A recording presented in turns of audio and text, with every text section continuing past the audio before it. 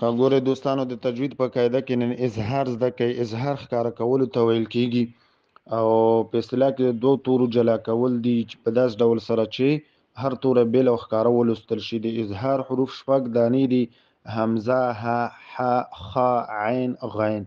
نو دغه شپږ حروف دي. هر کله چې تر ساکن نون وروسته، ساکن نون هغه نون ته ویل کیږي چې غړوندی ولري، او یا د تنوین نه وروسته تنوین چې دی د دوه زورونو، دوه زیرونو او دوه پیښونو مجموعي، یعنی دغو ته څه ویل کیږي؟ تنوین ویل کیږي. د تجوید په قاعده کې هر کله چې تنوین نه یادونه کېده نو تاسې پوه شئ چې دا د دوه زورونو، دوه زیرونو او دوه پیښونو، یا به دوه زورونه یا به دوه زیرونه یا به دوه پیښونه، دې ټولو ته تنوین اصطلاح کارول کیږي. او دغو شپږو حروفو ته حلقیه حروف هم ویل کیږي. حلقیه په دې معنی ورته ویل کیږي چې د حلق یا ستوني څخه ادا کیږي، نو دې وجه ورته حلقیه حروف ویل کیږي.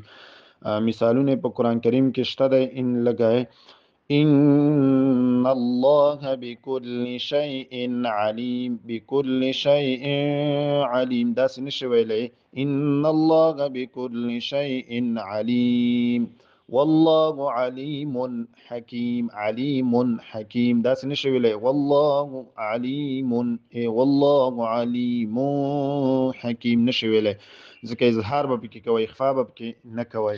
لکه ګورئ ننني درس کې تاسې ان للمتقین مفازا حدائق، داسې نشي ویلی ان للمتقین مفازا حدائق، اخفا به پکې نه کوئ.